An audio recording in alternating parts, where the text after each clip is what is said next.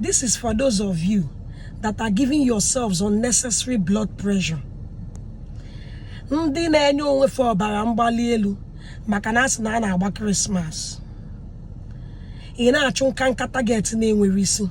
Emebe m nka, emebe m nka, emebe m nka, egobele m nka, egobele m ụmụ m nka, zukwa n'ike ka ekpele lụọ ọlụ n'isi gị. Birthday a na-ekwu okwu ya birthday gị, ọ nke gị, ọ birthday Jesus.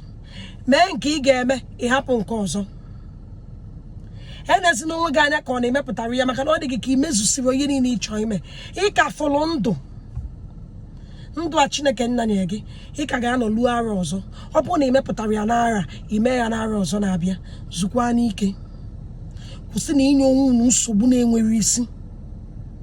A ka ga-enwekwa ekeresimesi ọzọ, nwekwu ya. For those of you that doesn't